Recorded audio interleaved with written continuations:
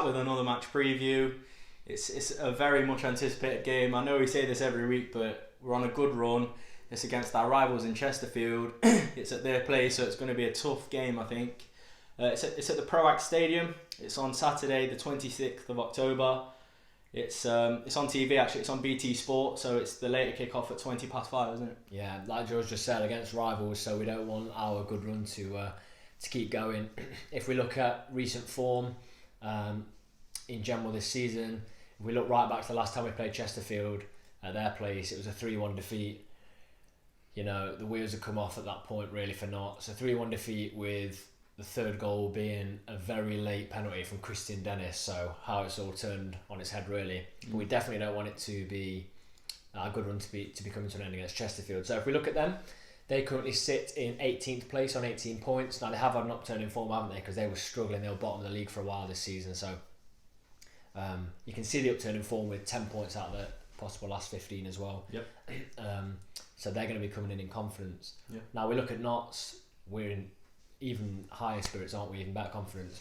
We're currently sitting in 5th place, 13 points from our last 5 games. Now, that's winning the league form. Like, if you keep 13 points out of 15, you've won the league. Like, simple as that. Now, obviously, we're not going to keep that up throughout the whole season, but if you get periods like that, it's good for the club, isn't it? Some other interesting points to note. Notts are now have conceded the second least goals in the whole league behind Halifax. Halifax sit top of the league, so that's a real good start, isn't it, for Notts? It is really good, and I think a lot of it's based on the home form as well. Yeah, it feels nice as well coming off the back of the last few games. It's just felt so positive that we feel like we've not had to be negative, had any negative fan chats at the moment, which is it's nice, isn't it? Yeah, and I'm going to bring in a slight bit of negativity now. I mentioned that, but this shows how tight the league is. We sit in 5th. Yeah. Now, 3 points separate 5th place Notts and 14th place. 3 points. So that shows how important it is to, even if it's a point away from home, how important it is to get points on the board. And that is sort of the roundup of Notts and Chesterfield. Well, that's tight, that is, isn't it? A lot tighter than you think. Moving on to players to watch for Chesterfield, we have to mention him. Hayden Hollis. He's played for us when we were in League One, wasn't it? So he's obviously a proven player. He's played 14 games for them this season, so he's obviously one of the first choice defenders for them. Yeah, it'd be interesting to see how he does. I can't really say good or bad about him from his time at Notts. I couldn't really make an opinion on him. He had the odd good game, the odd poor game, didn't he? Yeah. Moving on, we've got Curtis Weston, a midfielder. You might have heard his name thrown around. Usually when we do these players to watch, there is one or two that have been around a bit, aren't there? Yep. He's played 13 games this season. He's been plugging away from what I hear from Chesterfield fans. A midfielder that can play centrally or can drift out wide. Now, he got his first goal of the season and it was in a big game against Fylde. Now, Fylde obviously aren't doing as well as they thought, and Chesterfield, but yeah, he got that goal in the game against Fylde, so his confidence is going to be high as well. Yep. And moving on to the other player. So we've got Mike Fondop-Talon, a striker. He is level on 7 goals, just the same as Christian Dennis. Now, if you look at Dennis and you think how well he's done this season, in terms of the top goal scorer, 7 is a way off the top, isn't it? Yeah. But if, like you see us, we've seen Dennis has come up with big goals, so he's also a striker for Chesterfield that is banging form, and he's someone again we're going to have to watch out for. So you've got to take into mind Dennis has been coming off the bench for a couple of his goals as well. Yeah. So, yeah. Moving on to team news. This is being recorded a few days earlier than it normally would be, so it might not be accurate at the time it's released, but we're hoping that there's going to be no further injuries. There's obviously O'Brien, who's out for another couple of weeks, and there's not really any other news, is there, in terms of Not really. injuries? You hope McCrory was down at the end of the Belper games, I think struck in the face, blocking his shot. Now you hope that's nothing serious and that he's going to be alright, but other than that, you just want to see the players continue to increase fitness, and especially the ones that aren't starting. Yeah. So looking at the predicted lineup, or the lineup we'd like to see, Slocum in goal, don't really need to say anything else about that. Solid, yeah. Right back, Brynley. yeah, I agree with Brynley at right back. I think Kelly Evans was taken advantage of slightly with aerial balls, and it may be something that Chesterfield have looked at, Yeah, definitely. I think seeing as it was so successful for Belper in the last game. Yeah.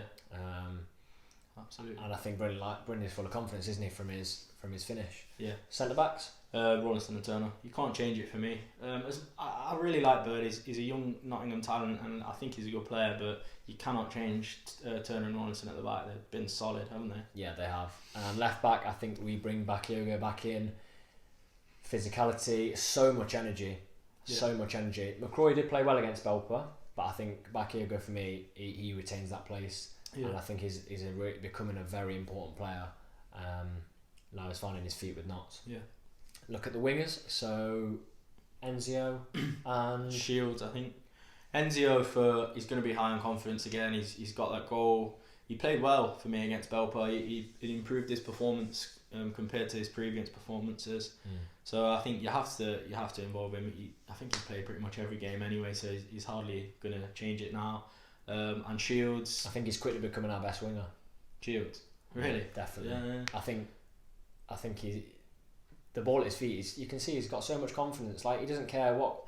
What's so dangerous is that a player that can cross with both feet, and he can. Yeah. Because you can't say, oh, he's shocking on his left, we'll show him on his left. Because you show Shields on his left, and he puts a pinpoint ball in. Yeah, he's very, very good with crossing. I think I was saying this to you. He can seem to get a cross away from a very, very tough position. Yeah, and I think he's consistently over the 90 minutes. He hasn't got the goals yet. Yeah. But he's becoming like brilliant for Notts. Central midfield, we've got a conundrum of rowers. Yeah, no, I think you should just keep it Doyle and Booty for me. They work well. Yeah, I think Charlie Slater actually said it with the podcast they do after the game with Stallard, because someone was saying get Doyle out of the squad, Booty's much better, and put Rose in. But Booty's a good player, playing alongside Doyle, because Doyle creates that space for him. If you actually watch Doyle, when he's got the ball, he seems to hold on that second longer, and it's to give the person that's passing the ball to that bit more space, and that works very well, I think, for Booty. Yeah, you could see Booty was really creative in that Belper game. Got the assist as well. He did. Great assist. Good so vision. Confidence again. I think with this thing, you've got to keep looking at confidence, play your confidence players. Yeah. There's no point playing a player that's low on confidence or out of form. So yeah, Booty and Doyle, we agree on that as well. Strikers, Wootton every single day. He's like Slocum. Like, he's not being dropped. No, he can't. He's so good. At points he made the Belper players look terrible. Like, yeah, he did.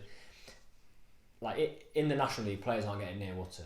In the Belper game, it was even more obvious, wasn't it? Yeah, they were nowhere near him. Like, he was absolutely class. So yeah, Wootton.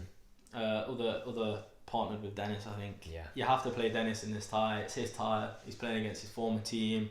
So he's going to want to play well. He's just going to put that performance on as well. I think he'll step up, and hopefully he'll get us a couple of goals. 7 goals this season as well. Yeah.